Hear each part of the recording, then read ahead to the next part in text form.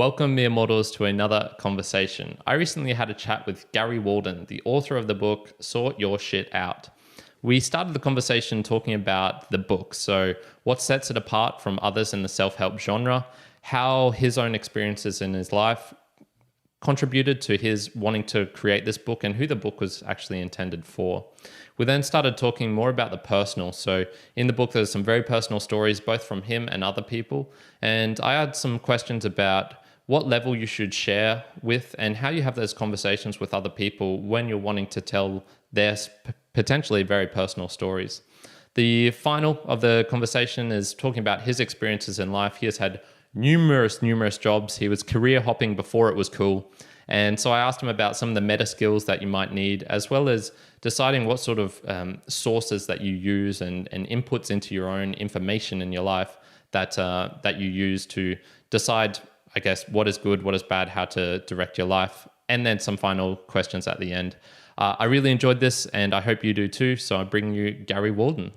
I wanted to ask you straight off the bat, you've written this book, Sort Your Shit Out. Yes. And who was this book written for? Was it more for you or for other people? Because I noticed there's like a lot of things that I myself would, if I was writing this, I'd be like, oh, there's almost like a journal. It's almost like, sorting my own shit out at the same time. Yeah, and it was a bit of a combination of both.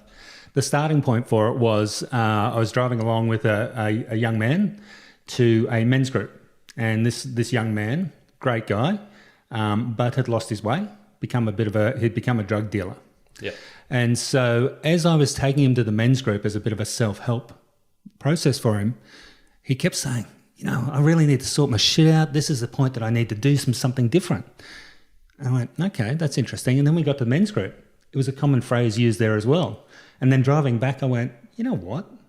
Everybody talks about sorting their shit out, but they talk about it, and they don't talk about it as mental health. They talk about it as there's this thing that we just need to get sorted. Yeah. And I'd been through that. So I went, all right, let's write a book. My first book, but let's give this a try. Yeah. Which is how Sort Your Shit Out came about. And because I wanted people to be able to relate to it and expose their vulnerability, I had to do the same. I had to put myself out there. This is stuff that previously I'd just lock away and not share with anybody. And so I suppose to make it as what I've done, I actually had to do a bit of a diary approach to it as well. Yeah. And that comes across because you are very open in the book, and we'll touch on that in a little bit as well. What would you say sort of makes it a bit different from the self-help genre? Because that genre is huge. Like if you go into a bookstore or a library or something, you can just find like massives and masses. So I don't know, how would you put your own sort of spin and say how it differs from some of those other ones? Yeah, one of the things that I have done, so I've struggled with self-worth, self-esteem, not being good enough for most of my life. So all of those books that you talk about in that bookshelf, I've probably bought them or read them or sort of read the review around them. They didn't work. The ones around positive affirmations, to me, is almost like painting your house, even though the house is full of termites. Yeah. The termites are still there. The place looks great, but eventually it's going to fall down. That's hilarious. I've had this exact same analogy almost, but mine was there's mold on the house and you're just painting it. Yeah. And then there's like the salesman right there next to it. And he's like, hey, I've got this thing for you. I've got more paint for you. You can buy this and, use it on your wall. In the next couple of days, the mold will start showing through again, but he's still there. He's always there ready for you. Like, you need this, I've got it for you. When you're not fixing, like, damn, I got a moldy wall. I need to fix that shit out. Exactly. And so for me, it was about digging deeper. It was about getting down to why is it that we do or think the way we do, and understanding that we tell ourselves a whole lot of shit sometimes. We have our mind creates these stories that just aren't real, but they tell them so convincingly. And we talk about how we separate the mind in a bit later. But, being able to convince ourselves that the bullshit is actually real. And so the perception is reality, and our reality is flawed many times. Yeah. So in that you've sort of got four main sections. There's knowing, owning, dealing, and then maintaining your shit. I noticed, and I don't know if you did this purposefully, but the knowing part almost takes up half of the book. So it's actually just figuring out the problem. Did you set it out that way to say like, this is almost the most important part, just figuring it out, like what it is that's holding you back?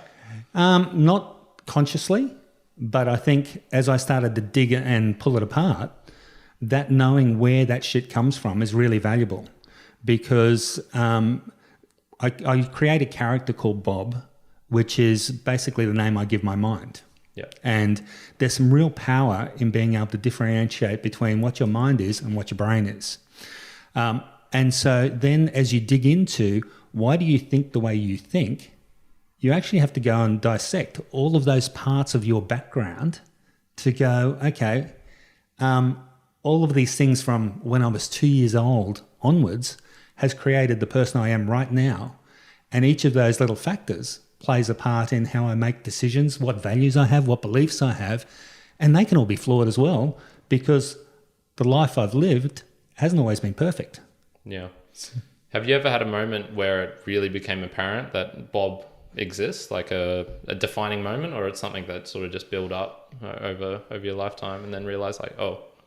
Well, so probably worth distinguishing Bob. So Bob is an entity, and if you think of like driving a car, we have a driver and we have a car. The car is our brain, and so it's not going to do much without the mind. The mind can be the nano drivers, as I experienced driving up here, hogging the right-hand lane, driving really slow and getting me really frustrated. Or they can be, the hoons that zipping in and out of the traffic. Yeah. All of that's part of what the minds can do. And so then having the mind being able to go, cool, we now understand what you're doing and why you're doing it. Even just coming here, for example. As I said, one of my things I've struggled with is self-worth, self-esteem, not feeling good enough. So you can imagine coming and talking to somebody on camera, you end up going, oh, or Bob ends up going, you sure you want to do this? What? Hang on a sec. You could fail. You could look stupid. People might not like what you say. People might not relate to it. And so Bob then tells you these stories. By being able to distinguish between the two, you can actually sit there and, am I allowed to F-bomb? Yeah. Yeah, sure, cool. nice. And so, you can actually listen to Bob, because Bob's got some valuable things to say. He's like an overprotective parent. He wants to sit there and make sure you are safe psychologically, emotionally, and physically. So, you got to jump off a large tree. Bob's going to go, Yeah. dude, you're probably going to hurt yourself when you land. So he plays a role. And so you can't get rid of him, but you listen to him and say, okay, Bob, thank you. Now shut the fuck up. Yeah. We're going in. Yeah. And that's the approach with Bob. So Bob has been there since you became self-aware. If you think about as a toddler, and I got some nephews and nieces, or great nephews and nieces these days, and the Wiggles, they sit there and they dance away. And there's no inhibitions, which is just beautiful. Yeah, they're not wondering about, No. is this dance move cool? Am I doing the robot correctly? Yeah, am I doing the sprinkler? What's happening here? Like, I know I'm good at the sprinkler, so there's no doubt in my mind there. Bob's okay with that one. But the kids at up that early age, they're free. And then shit starts to come in because they become more self-aware. You'll see them, they'll be dancing away, and then they'll look around and go, did anybody see that? And that becomes more and more evident as we become more aware. Our group of friends become more influential and critical, and they might have an opinion that we think, I don't want to stand out. I want to be part of the cool kids, when actually, in fact, the cool kids are so cool because they're actually not part of any pack. They're just being themselves. Yeah. So yeah, and that's a difficult one because it's I thinking back now, I can remember like so many instances which a tiny snippet in my life, but the fact that I can remember it must mean that it's played like a big part. So for example, driving up to I had a trailer once and I was driving up to the dump, and my dad just had a bunch of like tickets that you use to get in and whatnot, and he kept a bunch of old ones in there, and so I tried giving an old one to the guy, and the guy's like, what the hell, what is this? And so then I'm scrambling around, I'm freaking out because I'm holding up the line behind me. The guy's sort of like chuckling at what a jackass I am, and I end up like just giving him money, like paying, and then just getting out of there. it's a tense, maybe like 30-second snippet of my life, but I remember that really distinctly, and that's like, oh man, I was such a loser at that time, or I could have been so much better. So I suppose it's like, how do you sort out, I guess, which it's almost like you need this approach, because you're going to have all these moments like that, which and they're so random. Like you don't remember the good times where you were super cool and confident, walked into the building, didn't, face plant or whatnot, which is most of the time. Well, not in my case, but yeah, occasionally. But yeah, it's almost like you need that ability to step back from yourself and just look at, okay, like, is this moment actually, worthwhile judging myself over? Yeah. And so if you take that dump example, for example, double examples there, what was your Bob saying to you right then and there? Well, in the moment, I probably didn't think about it in the moment, as I was just nervous. I was stressed out. So I was just trying to get it done. Yeah. It was more the hour afterwards where I was thinking over that moment, just being like, oh man. And we hang on to that, and Bob hangs on to it because it's part of that library of embarrassment. So Bob was there with you, obviously, and I would suggest, whilst I don't know your Bob that well, I would suggest Bob's going, people are thinking about me not being smart. People are thinking about me not being organised. People are getting frustrated with me. I don't like people getting frustrated with me. And so that's the conversation happening within your head, even though it only exposes itself as, oh, crap, I've got to get this because the line's building up behind me. If you really didn't care, you just take your time. Yeah, exactly. So Bob plays a part in so many different things. I had somebody the other day use an example of me. I've had 41 gigs in my life, different paid gigs or jobs, and one of them was as a teacher. And somebody used a term that could have been interpreted as me as almost like an inappropriate relationship with kids. And she played that through. I understood what she was trying to say. It was just bad choice of words. But she hung on to that for probably a month until we caught her up again, and she apologised again. And I'm going, it's okay. Yeah, that was done. It doesn't matter. But for her Bob was just going a little crazy. Yeah. And it's important that you actually name your Bob. So my wife calls hers Frau because she comes from a European background, and her Bob works her over with German precision. She beats her up. We have to have the house spotless if anybody's coming over. The washing has to be folded a certain way so I don't get to fold it, which is not a bad thing. Yep. And then we've got my stepdaughter. She calls hers, what's her name? Prentice from, the name slipped from me now, but Devil Wears Prada. The lady in that, the absolute bitch. Because again, she's in Instagram, and she is just getting beaten up by the character that is the equivalent of the in Devil's Wear Prada. Yeah. There you go. When was the first time you put a name to your Bob, or realized like, oh, this part of me exists? When I wrote the book. Yeah. It just came about where I was talking about this group of thoughts and collections and stuff, and talking about how it's not real and how it's fake and how it tells me bullshit. And we have this internal dialogue and conversation. And I went, hang on a sec. You are an entity. You deserve a name because you have to be held accountable for things that you make me think or that I accept as being real. So again, by differentiating that entity from what is reality versus what is the perception that they're trying to sell me, was such a powerful thing. As soon as I wrote it, I went, whoa, where did this come from? Yeah. So yeah, I've got a similar that feeling tone of like, whoa, what the hell's going on here? Which was how many years ago? It was probably about 3 years ago, and I was living with a flatmate who I didn't really know particularly well, and we were sort of like not estranged, but we just didn't talk that much. Yeah. She went back to Mackay for holidays, and there'd just been like a couple of instances of like a little bit of passive aggressiveness on her side and on my side, and so I came in after being away for a little bit, and I couldn't find my cutting board. I brought this cutting board from my place because it was sort of her place, and she was renting a room to me, and I just went into not a meltdown, but just the absolute, like, she could have been Hitler for all intents and purposes with the amount of hate that she was receiving in my own mind. 'Cause Yeah. she stole my damn cutting board. Like, what the hell's going on here? And I just realized at some point, like, I'm spending hours getting angry at a person who's not even here, who I'm not, communicating this issue with. And it's just like, okay, there's something else going on here. Like, what the hell's happening in my own mind that this is happening?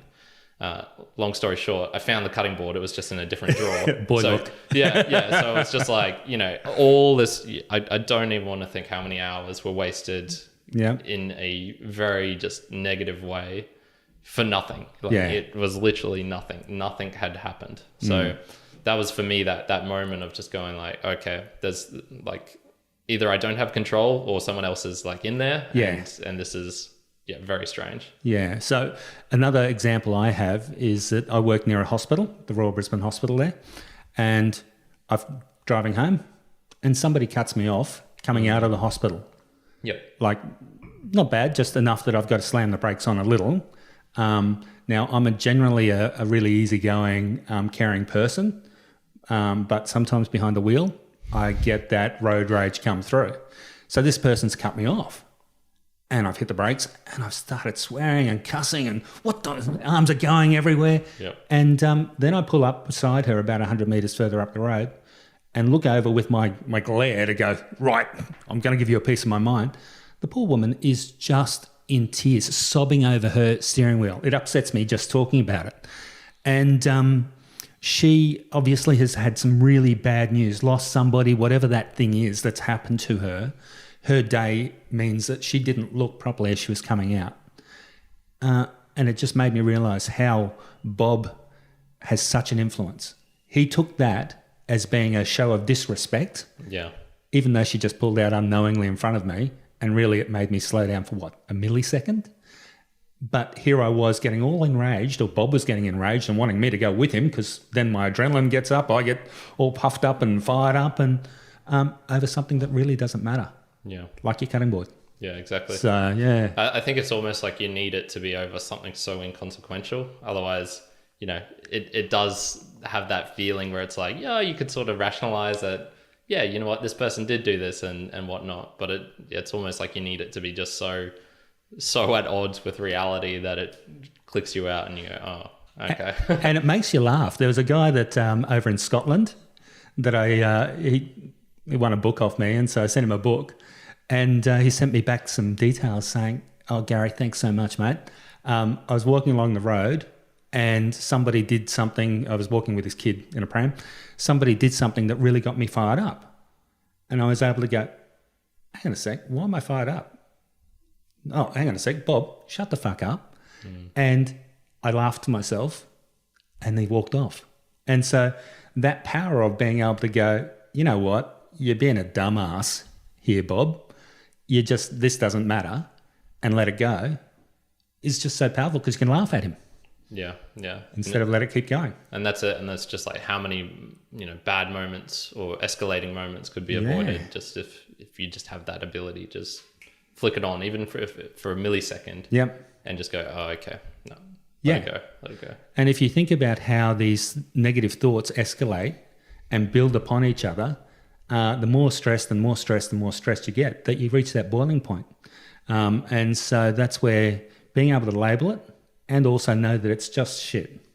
Yeah. And so it's probably worth sort of distinguishing between what shit and stuff is. Stuff is things that happen to us around the place. So, you going to the dump, me getting cut off by that lady, the guy over in the UK walking along and something happening. That's all that's stuff. We then interpret that. Yeah. And we interpret it based on a library of thoughts, beliefs, values, experiences that we've had, basically since we were born. And that's when it becomes shit, because Bob's sitting up there going, okay, is this going to matter? Yes, no. All right. Well, it might be because I'm interested in cars, for example. Cool. Saw that cool car. I'll store that in the interested bucket. Oh, hang on a sec. Somebody talked to me a little rudely at the shop. That might be that they're not respecting me. That's going to go into the, I'll remember this and I'll come back and I'll be rude to you next time as well. Yeah. And I'm guilty of that as well, where Bob does still get sometimes the upper hand, but you recognise it really quickly and go, nah, sorry, Bob, cut it out. Yeah. So that's the difference between stuff and shit. Stuff happens to us. Taria Pitt, I think her name is the pronunciation, who was the runner that got burnt in Western Australia. Horribly burnt, but her mindset was, I'm not going to let this stuff that's happened to me, getting burnt, turn into the shit that controls the rest of my life. And so she's created a whole new life as a result of that stuff that happened to her. And so, again, Bob up there, stuff happening, decides what becomes our shit. Yeah. And that's the power. Yeah, for sure. So. It's amazing seeing those stories of people who have just undeniably a much harder time. And you go, oh, okay, if they can do it, like, you know, I should be able to do this. Yeah. I wanted to ask as well, do you think there could be any negative sides to almost separating your mind like that, or thinking like you have two personalities, you know, the Bob and the Gary? Is there any negatives you see to potentially doing that? Well, I'm not a psychologist, but a psychologist did edit the book as well and review the book. It's not about multiple personalities so much. That's a different psychological issue. But it is about being able to compartmentalize that your thoughts are based on all of those experiences. So as long as that person doesn't become, or the entity that you've named, doesn't become a controlling entity, which really, whether you name it or not, it can still become that. Your mind is running through with 1,000 thoughts all the time. Yeah. And so how do you calm those? Well, sometimes they get out of control and they become issues that we need to go and get help for because it's become so overwhelming. This is about everyday stuff that becomes shit and continues to build and build and build. And so this is about just getting in early before you actually need to go and seek real medical help. Because as I said, I'm not a psychologist. I'm just giving you some life lessons that seem to have worked for me. And also people who've read the book have come back and said, it's really changed the way I think. It's changed how I approach life, which for me is a beautiful thing to hear. But it's based on the story that I tell, because I can only tell my story. I can't tell anybody else's. Yeah. I think it's quite useful, and I'll sort of transition this to another thought, which is social media, for example. I've always never really enjoyed it. It's never particularly been me on there, even though it might be my name. I don't see it as myself. So through years of 2014 to 2019, I had nothing. I had no Facebook, no Twitter, no Instagram, all of them. I had none of it. And it's only recently, especially with the podcast, that I'm getting back into using them on a daily basis. And I think it's useful. That's one way, for example, of just being like, okay, maybe this is me, but it's like a different sort of me. So, I don't need to take, if I do receive that comment, that really negative comment or whatnot, I don't need to take that as if it's the same as if Gary here was just, fully insulting me to my face. Same with language learning, for example. I've found that useful, creating almost like a different persona, because it is a different way of thinking. Literally in a different language, you can't structure the sentence the same. In German, the verb goes right at the end. So it's like, I was running, blah, blah, blah. And it's just like, okay, no, I can't say it that way. I need to totally change it. I think it's useful. It's a real useful way of being able to think differently. And it's not particularly, like you're creating, you're going crazy and then there's two personalities. It's sort of like an off-on switch maybe or something like that. And the other thing that's really powerful is once you understand and can relate it to yourself, you can start applying it to others. So when somebody's abusing you, whether it be through social or whether it be physically, you're in a physical presence, you sit there and think, what's driving this? Right now, what is your Bob telling you? Because that was not my intention. Or if it was my intention, then sure, let's have a different conversation. But you start to be able to understand that maybe that person is acting irrationally because of some beliefs that their Bob is now trying to portray, and they're feeling offended or threatened or upset because the stuff that you said or happened has now been translated into shit that's now impacting them. Yeah. And so if you can get that, all of a sudden the barbs and the negative connotations and negative words, they lose some of their power as well. Yeah. So yeah. Yeah, I think almost any method or system of thinking which allows you to give more benefit to the doubt to the other person is like a generally good way of approaching life. Otherwise you come up with these like hard rock places where it's like, okay, we need to do something here, and that's when the drastic action usually takes place in the physical world. And if you take your social that you were just talking about, say the Instagram, and it happens with friends as well, is Instagram and Facebook and all those wonderful things, they portray a life that is not real in many cases. So the influencers are out there selling this perfect life of I'm sitting on beaches, I'm drinking cocktails, I'm eating the bestest food ever. But behind that are real people suffering real problems. And we do that with our friends as well. If we're going through some tough times or feeling bad about ourselves, we think we're the only ones that are getting impacted or we're the only ones going through that shit. But everybody else is going through similar things. Relationships are a perfect example. You might look and say, I'm going through a bit of a tough time in my relationship now. Everybody else looks happy. They may look happy, but just scrape the surface and there's shit happening there as well. Yeah, exactly. And if it's not, they're just going through a really good patch. Yeah. Because the ups and downs of life mean that eventually the stuff is going to create some shit for them as well. Yeah. Not that I wish that upon them. No, it's just the way life is. Yeah, for sure. I wanted to transition a little bit onto, I suppose, some of the more personal aspects. So you had a lot of stories in the book which were related to you and other people. How did you decide, what you're going to share and what you're not going to share? Because I'm asking this almost for myself because I'm getting more into the podcast and it's sort of getting to the point where it's like, okay, should I share these things from my past? Should I share what I'm going on, I've currently got going on here? Yeah. So the ones that I shared where it really has a impact on somebody else's life, and I identify the person, so my wife, for example, or my ex-wife, my nephews and their kids, I sought permission. Yeah. But equally, as I'm writing, I'm thinking my job is not to tell their story. My job is only to tell my story and the things that can help people sort their shit out. And so there are stories there that are relevant that came into my mind as part of the writing process.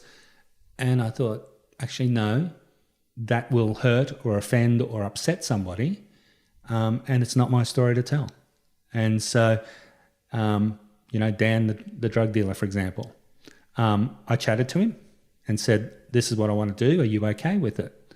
I let him read it and say, if you don't like what I've written here and you think it's not accurate, because again, perception is my perception. And he said, no, I'm good with it. Had he said no, that wasn't going to make the book. Yeah. Yeah. Okay. And so how do you start those conversations as well? Because they're difficult conversations to have. Like you mentioned in the book with your dad, you had this almost distance between you. It wasn't until you were 50 and he was 70 where you had like a big hug and you really connected for the first time. So how do you start those sort of conversations about, hey, I want to put this in, and it's it's quite personal. It could, how do you do that? Yeah. Well, with Dad, I was telling my story as part of the family, and it was an interesting little one there because he read the book and it was the first book he'd ever read. Sorry. Oh, really? And he said, I've read it, but some of the stuff was kind of, I agree with it, but it was a bit out there and tough. I went, but I don't think I was being harsh on you, Dad. I was just saying you were doing these things, and if that's factual, is that okay? And the influence on me was because the way I was processing it. So it's not about you being a good or bad dad. You were doing the best you could, and we had probably the most idyllic growing up or upbringing that you could get. Literally on an island somewhere. Yeah, we were over in New Guinea, living boy's own. Swimming and diving and surfing and doing all the things that you would as a kid would love to do, and we did them. Yeah. But still, I've got shit. And part of that's just genetics, and part of it's the way, as a sensitive soul, I interpret things, and I wanted more attention, which probably was me being needy and being a bit of a puppy dog in it. But ultimately, I got to own the fact that I processed that stuff into shit. And so my job in the book was not to lay blame on others, but understand how we got to this point. Yeah. Yeah, and those are some of those are definitely tough questions. What about knowing which stories, as well, as far as not letting your ego get involved in it? Because there's definitely a tendency for, I don't know, for me as well, with the podcast sometimes, to say about like how I had this success, how I did this thing, or even maybe a negative thing, only to then say, and then I overcame it by doing this. Yeah. How would you stop like the ego in a negative way, I suppose, getting involved where you're doing things for the right reason, I suppose. Yeah. Or saying things for the right reason. In my case, because my Bob beats me up so well, I always downplay stuff. Yeah. So the things that you probably can't see when you're looking at the podcast are, I'm a big guy. I have done a lot of different things. I've got quite a few degrees or master's degrees as well. And I kind of almost wear them reluctantly. They're not things that I brag about. Yeah. They're things that I've done because they served a purpose for me. Yeah. And so overselling, or my ego trying to pitch me too much, was probably not an issue. Okay. Well, then the opposite way, how did you... And then the opposite is getting fair? down in there. But as you're writing, I found that I would start to hear myself with these words and go, oh, okay, now bring it back up a bit, because people don't want to be hanging in the mud with you. Yeah. And also the second part was a great editor. So Lucy, my editor, goes through the book and goes, you haven't given enough of yourself here, Gary. You need more examples, because people don't care about general stuff. They relate to stories, because we're a storytelling being. We connect with stories. So make sure your story has elements of you in there, because it helps people connect. Yeah. And that's what we do in our everyday conversations. That's what we're doing right now. Yeah. And so she holds me to account. If she'll say, there's not enough of you, there's too much of you, you're talking shit, you haven't used the right theory here. And so she helps mold what the end product is. Yeah. And it's good because, again, my Bob, who's helping me write this book, has a perception based on me. You need to pare away the falsities that Bob has created. Yeah. So, yeah. Yeah. You were talking about, let me just see here. Yeah, so I suppose you talked a little bit about the experiences you've had. So I would say, doing career hopping before it was cool. Nowadays, it seems to be like, it's almost a necessity nowadays. I think the average person has like 11 different careers over their, 11 different jobs over their sort of working lifetime. And I wanted to go to this. So you mentioned 41 jobs, but I wanted to go to this page in here where you talked about them, because it was, I doubt you'd remember them. So bank teller, gym instructor, topless waiter, teacher, lecturer, management consultant, entrepreneur, consulting to airlines, bank, health, government organizations, written a couple of screenplays, and obviously an author. Yeah. What would you say is some of the meta skills, the transferable skills you've had from doing all these different careers? Like how would that be useful to someone nowadays who probably is going to have to change careers, almost as many times as you have? Yeah. So the art of reinvention is actually the name of my next book. And it's about the fact that we need to reinvent ourselves. And so what are those foundation skills? Well, first of all, the ability to sell. So if you can sell something, it makes you actually communicate. So selling is not about necessarily forcing somebody to buy something. It's about understanding what's important to them, and then being able to have a conversation about how this meets their priorities or not. And so I think selling is one of the key things. Becoming a teacher, the ability to present and think about how to present concepts and ideas is one of the key things that I think I've used all the way through my career. Fitness has been a major influence through there. So I've been a gym instructor and taught human movements, taught phys ed. And so those things are the key ones. But it's the adaptability, it's being able to think outside the box is another one. And so I think the generation coming through, your generation and the ones after you guys, because you are focused on the gig type of work, you actually have more adaptability. Your brains aren't set into the structure of holding the same job for 40 years, which is what probably when I came through, that was a thing. You go into government and you'll have a job for life. Yeah. And I'm thinking, I could think of nothing worse. Doing the same thing day in, day out, I don't want to do it. But the other important factor in there is some people do. And so for them, their Bob likes predictability. I'm not a big fan of it, but for others, that's their thing. So we can't judge that. It's just some of us like to have all that variation and explore. And actually that was the other point, that's the one I missed there, is a interest in learning. So, the degrees that I've got and the study that I've done and just the human nature of working across all 41 gigs, I pick up something new every time I go to a new job, whether it be a builder's labourer, which I did during the GFC. I loved it. Through to dealing with CEOs, and at the moment I'm working on the rollout of the software that's helping do contact tracing across Queensland. Yeah. Each of those comes from, can you relate to people? Can you communicate what needs to happen and what they're getting so that their expectations are met? And do you have the ability to take them on the journey? For sure. I met, when I was in the mining industry, a couple of people you'd call lifers. So people who've been there for, like 40 years. They've got the watch, the Rio Tinto watch to prove, I've been here for X amount of time.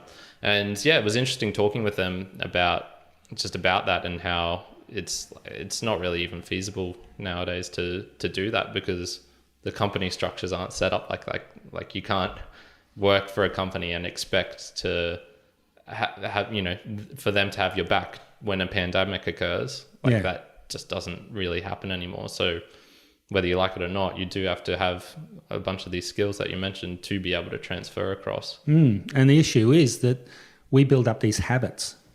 And so the more we use these habits, and so if you're in the same job for 30 years, your habits around that job have become so ingrained. Imagine a 30-year smoker trying to quit. The pain and trouble that they would go through as they go either cold turkey or try and come off. The same happens in a job. When you come after 30 years in the same job with the same people, with the same processes, your Bob has gone, cool, I've created all these little paths or routines that I'm going to store away, and I don't even have to think about that stuff anymore. Then it stops. Yeah. And you're going, holy crap, what do I do now? And that's where Bob starts to come in and go, you know what, you're not good for much, are you? You've been here for 30 years. How are you going to apply this to anything else? And that's why people who lose a job, break up in a relationship, go into retirement, lose their identity as part of this as well. They go, well, who am I now? What do I do with this? And that's their Bob telling them or showing the fear of all of the shit that they've built up over time. Yeah. And I think, so you mentioned there's people who do love that sort of, monotonous routine. I'm going to do this day in, day out. And I'm definitely one of them. I would say, even though I've got a lot of different things going on, my perfect day is almost, I could do that 90 days in a row and not get bored. If I could just, wake up, nail these couple of things in the morning, then I do this, and then I do that. Yeah. And maybe, on the weekends, maybe something, a slight variation. Maybe I'll have a drink. Maybe I won't. Who knows? Live on the edge. Yeah, exactly. So it's, I would say just for anyone who's like that out there as well, it doesn't mean you have to get restricted to one sort of work. If you notice that about yourself, you can cultivate different aspects of, whether it's learning a language or that hobby that you really love, and incorporate that into your routine. Yeah. You don't have to be stuck in that one thing where it is, I am a consultant and that's all I'm going to be. It's like, Yeah. no, I can be a consultant and, arrange flower pots on the weekends or something. Yeah. And I'm sure you do great flower pots. Yeah. Maybe one day. And that comes back to why you asked why the book was half about knowing your shit. Because whilst you may be somebody who loves that you've had 30 years in the job, if you can see it coming and you're prepared for it to coming, that it's going to come to an end, then you actually deal with it better because you've actually know the sorts of thoughts and all of the issues that are going to come with it and the challenges, because you know that Bob has built up all these routines. And so your resilience is a bit better because you're prepared for it. Yeah. You know, it's almost going on, what was that? The SAS show with all the stars on channels, one of the TV shows. Took out all of these stars. They didn't throw them in early. They said, you guys need to go and get training and get ready for what's coming. And so by knowing your shit is meaning that you are getting ready for things that might change. Yep. Yeah, for sure. So, with all the different careers as well, you would have met so many people. How do you decide, I guess, how much time you're going to spend with them? Because and which people you let into your life and don't? Because that's one of the things I've sort of been struggling a bit with recently is, I have some really great friends from high school, but, there's other people I'm starting to meet and it's like, oh, I'd like to spend more time with them potentially. How do you sort of go about choosing spending time with people and what influences are good and not? Yeah, interesting question, because one of the things for me is I've never felt like I belonged. So I've never felt like, whilst I've had great friendships and great relationships, I've kind of kept it to almost like layers of friendships as well, which is the wrong way to do it. But that was my Bob, trying to protect me, feeling vulnerable and feeling like I'm not good enough to be in a friendship. Yeah. And so for me personally, it's about the people that connect. And I have a quirky nature about me, which kind of sounds wanky saying you're quirky about yourself anyway, but let's go with it. And so people who really sort of surprise me, intrigue me, and interest me are the people that I'm most attracted to. Because if you think of a friendship, it's an attraction or a relationship without the sex. Or you can have sex and friends with benefits, I suppose. But that's really what a friendship is. It's that you are attracted psychologically to somebody. And so you build up that connection on that. And it's the ones that are really sort of have that strong connection. Like you don't, I'm assuming, have multiple people as partners at any one time. And if you do, cool, good on you. That's your thing. But you have a much deeper relationship if you're with one. So me and my wife have had to deal with a whole lot of issues to get to us being as connected as we are right now. And that's more me than her. Yeah. Me dealing with me needing to validate myself through affairs and so on. So those sorts of things have an impact on your friendships as well. Yeah. How do you go about when you see someone in your, personal day-to-day life that you're, connected with, or even potentially might be more of an acquaintance, and you can see that, like you can see in the moment they're Bob going crazy? Do you try and relate to them about this possibility of seeing it in this different way, or do you sort of, take a step back? Because not everyone wants to be helped. And you can't help those who don't want to be helped. And equally, the help that you offer can only be from your perspective. Yeah. And so you don't know what shit has taken them to this point. So, after 30 years, they've got a whole lifelong of experiences that has made them who they are. Even identical twins have got different life experiences that make them a different person. And so all you can do is talk about what worked for yourself. So you might recognize and get them hopefully to acknowledge that they're going through some stuff or through some shit. And then by sharing what has worked for you, they can either choose to take it, use it, or not. So as I said, with the book, I've seen people after reading the book come down the next day and say, and be completely different people. And equally, I've seen people who've read the book have got sort of to page 50 and they've stopped. Yeah, it's just, not connected. Well, they actually said, I really love the book, and maybe they're just being nice to me, but they probably weren't ready as well, because this book does take you on that journey with activities to help you pull apart and understand where it's coming from. And so if you do the activities, you're actually sorting your shit out.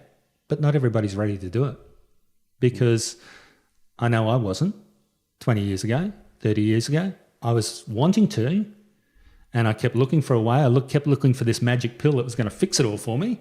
But in fact, I had to do the work, and I was taking the lazy way out, hoping that it wasn't me and somebody could just tell me how to think differently. Yeah. Which is that positive affirmation, paint on the outside of the house over the mold. Yeah. Yeah, exactly.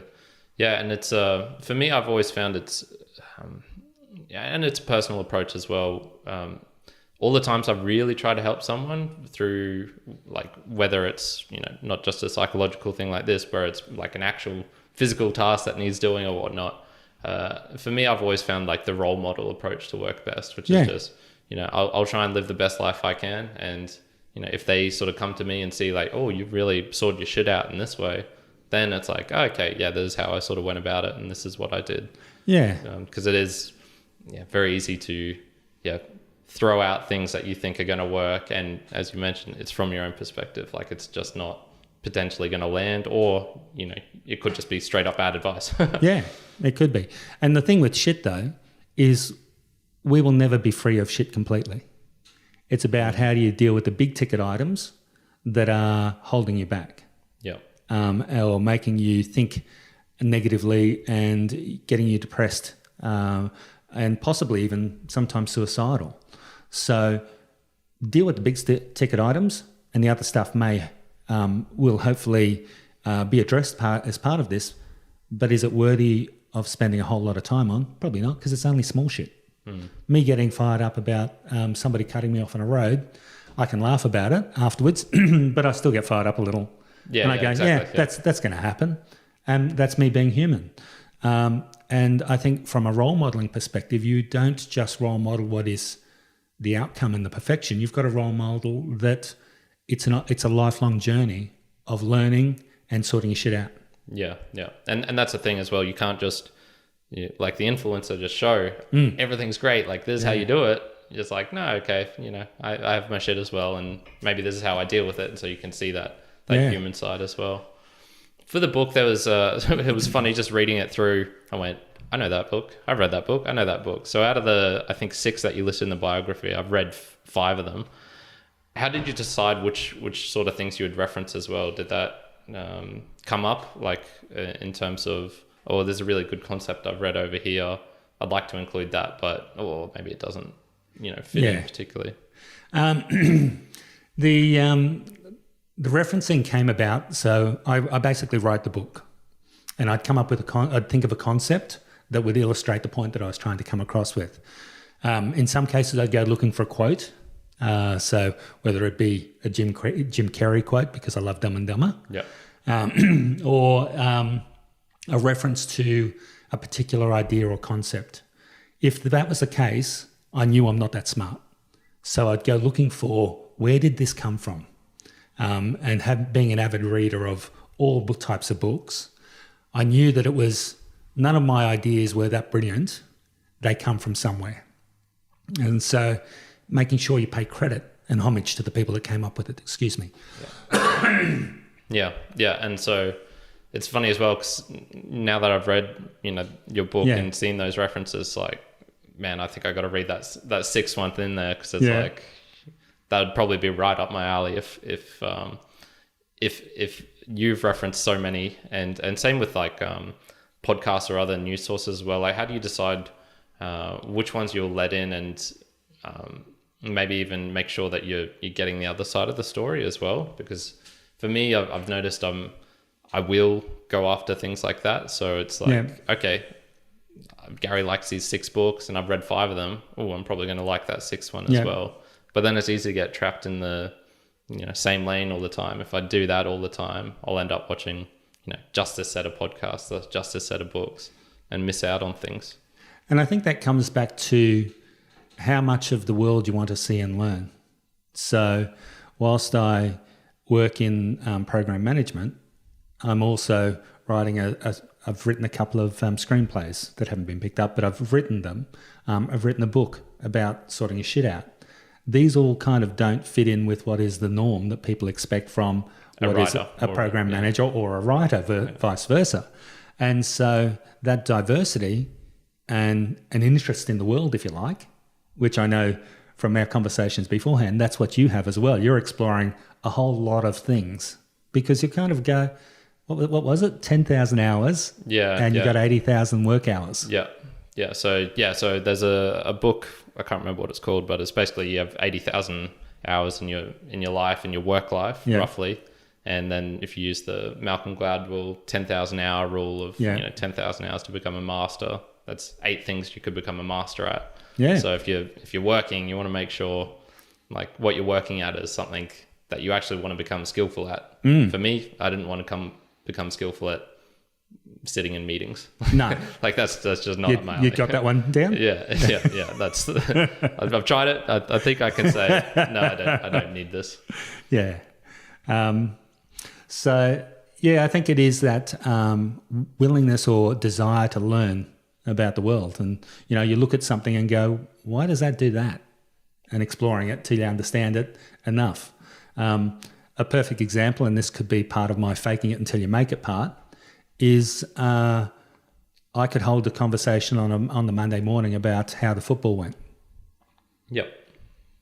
I don't watch football. Okay, you're much more skillful than me because I just plain up ignore those conversations. Well, sometimes you're drawn into them and I will have seen somewhere on, a news site somewhere who played, what they did. Yeah. And for whatever reason, my bob has stuck to it and gone, you know what, you might need this during a conversation on Monday, so hang on to that one. Yeah. And so, again, it's just that diversity of information that all the weird crap that you can collect along the way. Yeah. And that's what Bob does. He collects stuff. He goes, all right, that might be useful for a Monday morning conversation and make you feel like you're part of that gang over there. This one is about, remember this because it upset you a little, so let's try and avoid doing that one again. Let's store that in the really important file. And if you think of it like a library of all these files up there and he pulls out and goes, yep, we need lady pulled out in front of us. Okay, what was our last response to that? All right, you overreacted. Maybe just bring it back a notch. Yeah. And it's I think it's also useful to go through those files yourself and sort of selectively cut out. So if you are consistently getting angry at people cutting you off, maybe you should really put some time and effort into being like, okay, when I'm in practice in those situations, hell, get a friend to cut you off like in the middle of the street so you can practice what you need to do when that happens. Yeah. And that's that again. That's why know your shit is a considerable large part of the book. Yeah. Nice. Awesome. I want to get into a couple of final questions. Yeah, sure. To finish this off. So, a mere mortal moment, Gary. Do you have a reminder of from this last week? I guess that I'm only human. Like I stuffed up or did this certain thing, like an introspection of some sort. Yeah. So there's lots of those. Let me think about the one that matters the most. It's probably relationship side of things where I've overreacted with my partner because I've interpreted her. She's, as I said, got a European background, so comes a directness. Yeah. And so I'm not one for very, very direct conversation styles. And so when she says something bluntly, my Bob goes, "You're insulting me, you're criticizing me, angry with me," any one of those things. And so my response is an over the top. And so, there was one there about cleaning up the kitchen. Of all things, Yeah, because you've got to clean the kitchen a certain way. You can't just clean and wipe the benches. No, you've got to triple spray, clean, wipe, clean again. And then maybe you might even get a little tick. Yeah. Maybe. I like that. We were talking a lot about books. So what's a book that's led to, I guess, an immediate implementable change that you've had in your life? So something where, because it's easy to read a lot of books where you're like, oh, that's interesting, that's cool, or maybe it's, something more fun or history related, but I feel there's always sort of like one or two where you read and you go, all right, I'm going to do this thing, or at least try it out and see if it works. So I'll give you two, and I'll give you the context of them. Yep. Of one of them, sorry. The second one is just an interest. Is my current wife and I, she kicked me out because I'd had an affair. So completely justifiable. And so it made me, and her advice to me as she was booting me out the door was, you need to sort your shit out. You're hurting too many people. You're somebody who cares about people, and yet you hurt them through your actions. Yep. Go and sort it out. And so went to a counsellor and read The Power of Now. Yeah, Eckhart Tolle. Yeah. Eckhart Tolle. And I read it overnight. Now, if you've ever read Eckhart Tolle, it's quite deep, but for some reason it just connected with me. And I went, wow, this is talking to, now I realise, my Bob, and pointing out the falsities that we tell ourselves, the false news, if you're following any of the Trump things happening now. Mm-hmm. So that was probably one of the landmark ones from a behavioural change. I'd read all of probably every one of the other self-help books that are out there. Yep. But that one, I was ready, the time was right, and the message connected. Yep. The other one was Shantaram, which I quoted in the book there. It's a book about this thick. It's so big. It is a big book. Your arms get tired just reading it. Exactly. But it's one of those ones where, if you're reading upside down, holding it above your head, if you drop it, it could do some damage. There's a broken nose there or something. Exactly. And if you haven't read Shantaram, it's a story of a ex-university lecturer getting hooked on drugs because he's gone through a messy divorce. As soon as he takes the first hit of heroin, it takes the pain away, and he realizes that, wow, look at the beautiful parts without all of these negative thoughts. And so he becomes addicted. And he then, the story is amazing of what he goes through and the resilience and how he comes out at the end after being in jail and escaping from jails and all sorts of things, to being a good human, I think, in part of it. And I don't know it. I'm only putting an interpretation on it. But for me, that story of resilience, and it's a good story. Yeah. It's a adventure story. It's throughout India. It's just an amazing story. Yeah, definitely. Yeah, we mentioned this on the phone call previously, which is definitely exaggerated in parts. But, even if half of it's true, it's exactly like, wow, this guy has had an insane life. Yeah. What's a goal that you're working on, and even I guess like the biggest challenge that you foresee when trying to complete that as well? Yeah.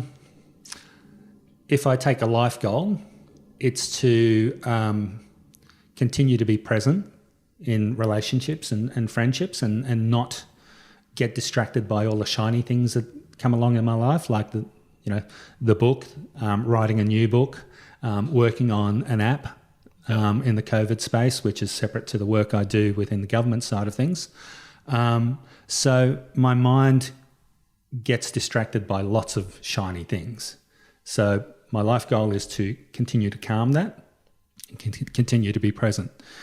And what was the second part of that question? So what's like the biggest challenge you see with that as well? Yeah, and so that would have to be the biggest challenge, is me going internally and shutting down while I focus on this, because my Bob doesn't like failure or being seen to fail. Mm-hmm. So he shuts down. He goes zombie when there's this threat of being exposed as a fraud, a failure, not good enough. Yeah. And so we sort of hunker down and get on with it, and then we pop our head up at the ends and go, I kind of did this, and people go, what? We didn't even know you were working on that. Yeah. Oh, okay. It's cool. Yeah.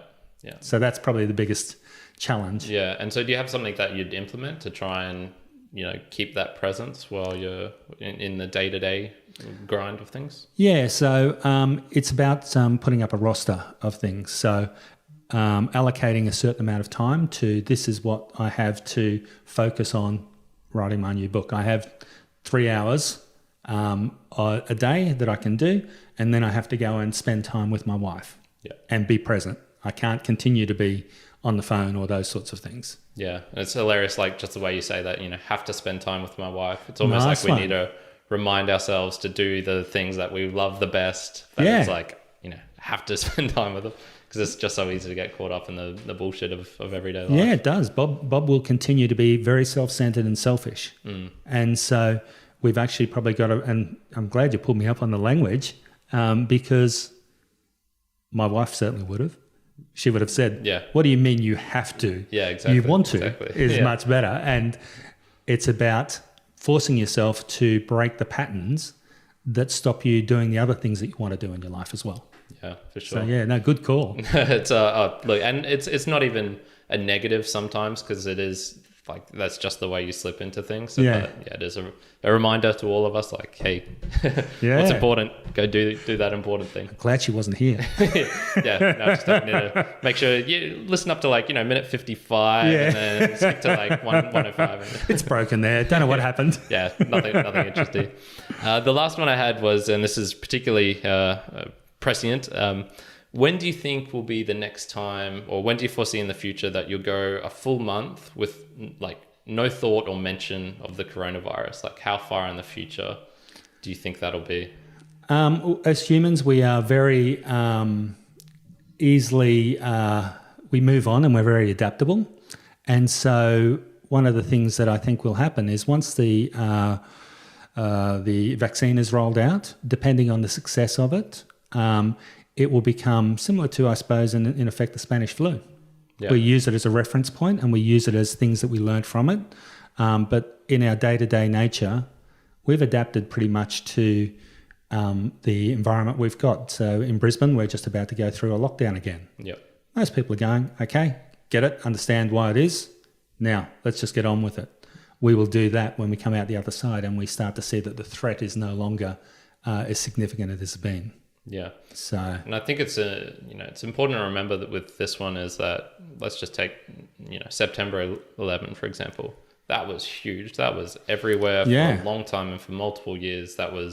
It would be something that came up, every single month. But you'd think 10 years, maybe even less down the track, you'd easily go a full month without hearing a mention of it or thinking of it. Yeah. So, it's just a reminder that yes, the coronavirus is huge and you need to, make sure you're doing all the things, staying careful and whatnot, but, have a long-term view of it as well, which is, 10, 15 years, this will be an interesting period, but it maybe not defining as well. yeah. And one of the things I think with the COVID-19 impact is whilst it's a hideous thing and has tragic consequences for so many people, whether it be health-wise, people dying, financially, and businesses getting lost, it's actually made us focus a bit more on humanity as well.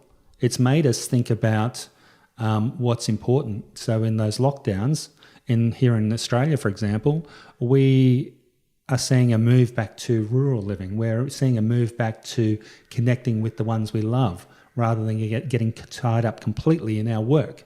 Now, I hope we hang on to that. Yeah. Hopefully we can forget all of the negative parts, but we hang on to work from home flexibility, being able to connect more, and being one more with the environment as well. Yeah, for sure. So, yeah. Perfect. I think that's a great way to end it. If people want to know where to find Sort Your Shit Out or get in contact with you, what's the best way of... So you can buy it in bookshops or on sortyourshitoutbook.com. Okay. Cool. Or just jump on Instagram or Facebook and it's there as well, and the link will take you there. Yeah, awesome. Perfect. Thanks so much, Gary, for your No, for your thank time. you. And, this is really fun. Great on Mere Mortals. Thanks, mate.